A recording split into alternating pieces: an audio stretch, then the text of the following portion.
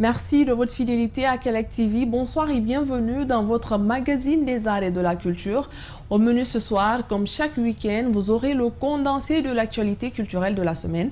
Un petit focus sur une troupe composée de femmes en majorité qui essayent de faire renaître les chants populaires et danses du terroir qui sont dans les oubliettes.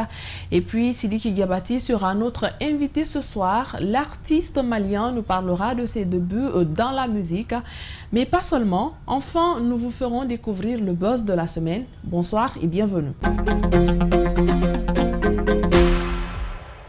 Info dans ce magazine, après avoir marqué une pause suite au report du premier concert, l'équipe de Tenengiawara et celle de Mousto Camara s'active désormais à préparer un spectacle de qualité. Selon nos confrères de Véracité Cachée, la maison Awaprod, qui a sa deuxième expérience, après celle de la dédicace de Chamak, veut encore rehausser le niveau.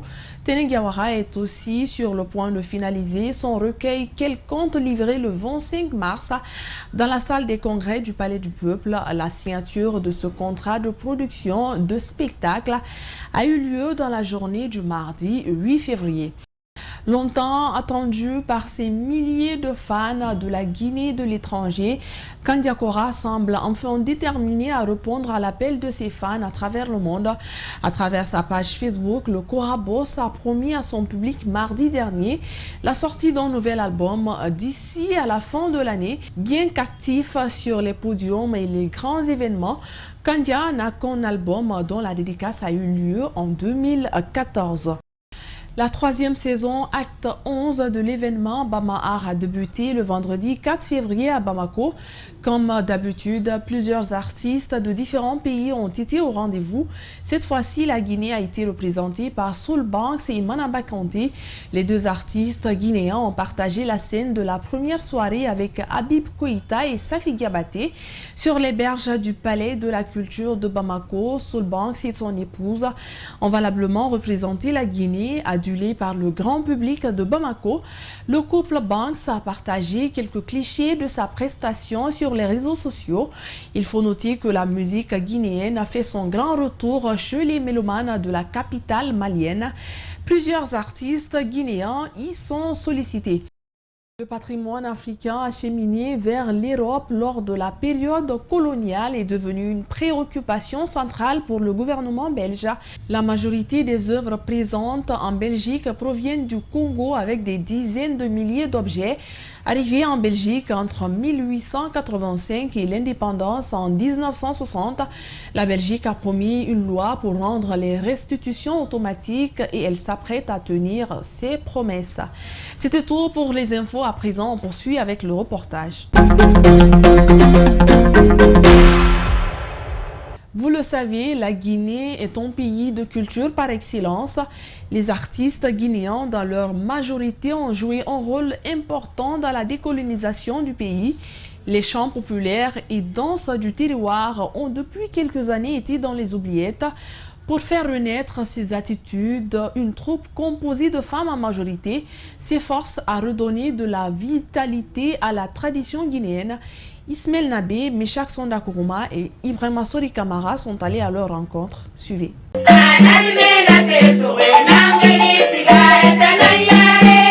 Après l'indépendance de la Guinée en 1958, les arts et la culture ont occupé une place prépondérante dans la gouvernance du premier régime, dirigé par Feu Ahmed Sékou Touré. En 1984, avec la rupture qui a abouti au libéralisme, le secteur des arts et de la culture se retrouve dans un sommeil profond. Pour le réveiller donc, la troupe Namouni de Guinée a été créée en 2005 pour pérenniser les chants et danses traditionnels du pays. Namouni était créé par nous-mêmes parce que le groupe était séparé. Donc, on a tout fait maintenant de réunir le groupe, de nommer Namouni de Guinée. Parce que on ne veut pas que notre culture soit effacée. C'est pourquoi on a créé le groupe Namouni. On ne peut pas être comme les autres parce que mon âme, ceci veut effacer leur culture. Nous, en Guinée, on ne veut pas que notre culture soit effacée. C'est pourquoi on a créé le groupe Namouni.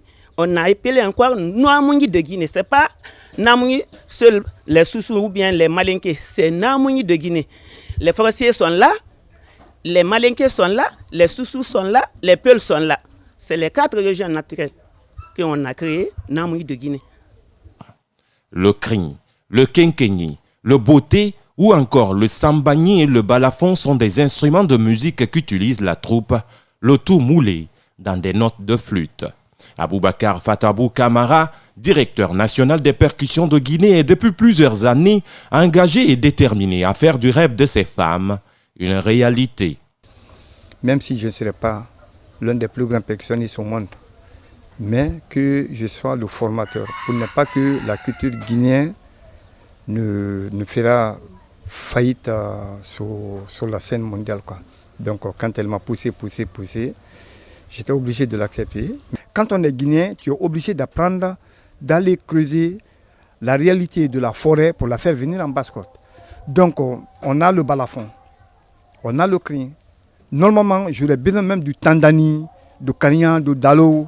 Je vais tous les mettre dans nos programmes parce que déjà, vous savez que le nom de la troupe est un nom qui est vraiment spécial, mais c'est très très profond. Et j'ai dit, c'est original, j'ai dit aux gens de faire très attention, de ne pas faire le contraire, parce que Namouni, c'est pas comme si tu veux dire Fatouabou, mais Namouni, c'est un patrimoine, parce que ça répond à tous les 4 régions naturelles de la Guinée. Donc c'est à cause de ça qu'on utilise le boté, le crin, le sangban, le dundun, le balafon, le kenkeni, la flûte, ainsi de suite.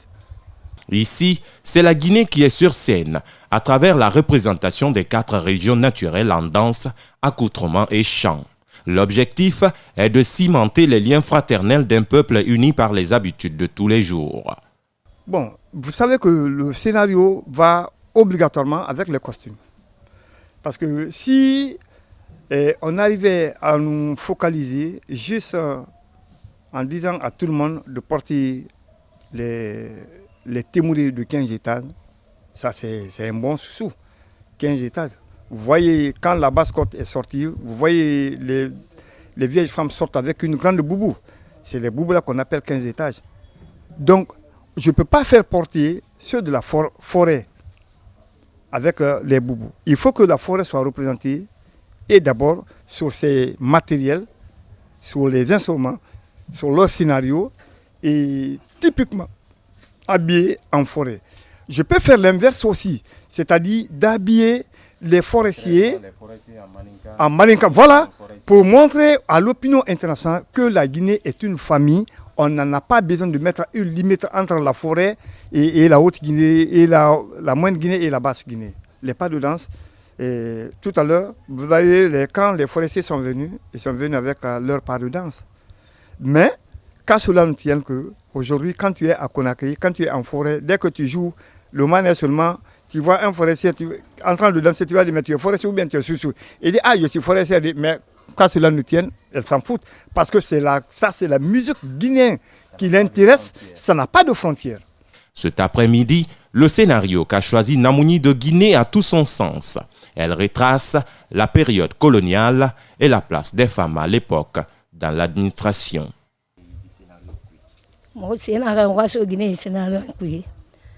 Parce que ma Guinée, mon toit libre femme, Guinée, bagame ma sié bami.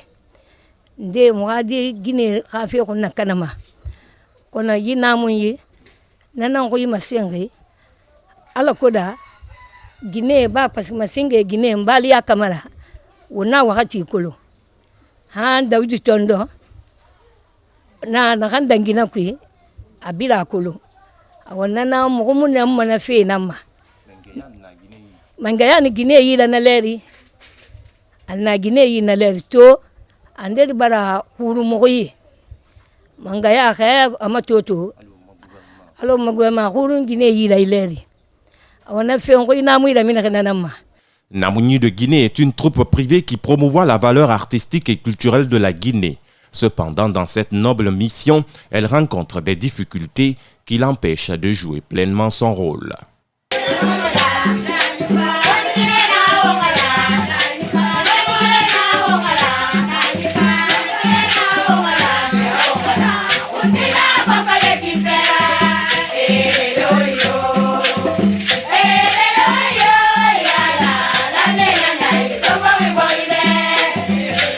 rarement d'avoir un spectacle quelque part pour pouvoir même acheter de l'eau pour ces dames-là, ou bien pour cotiser, pour avoir quelques costumes, parce qu'on en a besoin. Déjà, nous sommes en train de partir vers l'anniversaire du groupe.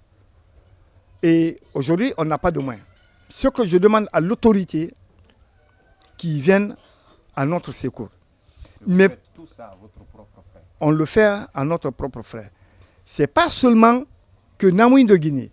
Aujourd'hui, Namoui Guinée a eu la force, a eu l'intelligence de se battre comme ça. Mais si vous voyez pratiquement presque tous les groupes, même les ensembles nationaux, donc à travers Namoui, à cause de ces braves femmes-là, que l'État nous tend la main, que l'État prend nos difficultés comme leurs propres difficultés. Parce que tout ce que nous faisons, que ce soit Namoui ou d'autres groupes, nous le faisons au nom de la Guinée et on veut que la culture guinéenne aille au sommet. C'est ce que nous demandons à l'autorité, qui vienne à notre secours. Avec le coup d'État du 5 septembre dernier, l'on peut croire à une refondation du secteur des arts et de la culture.